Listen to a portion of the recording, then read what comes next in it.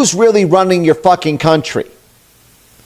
If you're not allowed to cross these red lines, lest political instability is unleashed on you by the U.S. State Department, the funding arm of the CIA, and NATO. We, the underside, members of civil society organizations, know your fucking CIA cutouts. These are the democratic institutions funded by the U.S. government, funded by NATO, funded by the State Department, funded by USAID, but you don't want your fingerprints on it. You don't want the State Department's fingers on the gun. You don't want the U.S. Embassy's fingers on the gun. You don't want USAID's fingers on the gun. You don't want NATO's fingers on the gun, because that would put the motherfucking lie to the concept of democracy and foreign interference, like they said about what Russia did to us. No, no, no, no, no, no, no. It has to look like it's simply coming from independent civil society issuing red lines memos to control the government of Ukraine. Doesn't want its fingerprints of looking top down, because that's a diplomatic incident.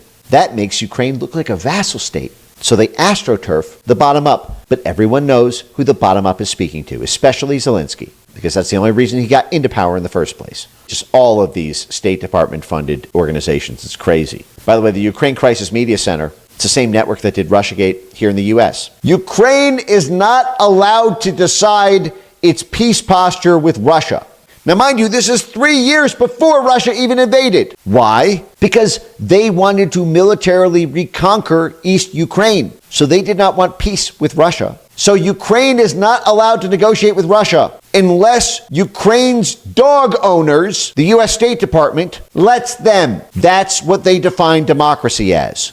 The dog owners. Okay? They're supposed to be a sovereign country. I thought they had democratic elections. Oh, no, no, no, no. Unless you want political instability unleashed on your streets, that's a red line not to be crossed. Ukraine is not allowed to vote their way out of joining NATO in 2019 unless political stability they want to be unleashed by the State Department and NATO on their own government.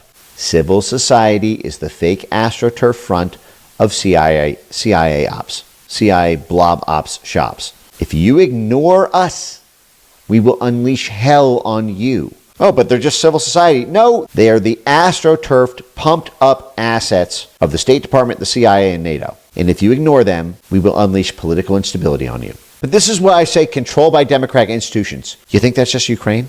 That's every country that we put our claws on. The democratic institutions. 70 institutions comprised of mobs of their own people, all answering the State Department call to serve as a white blood cell to attack the virus of an elected government so that it cannot escape the immune system of the blob.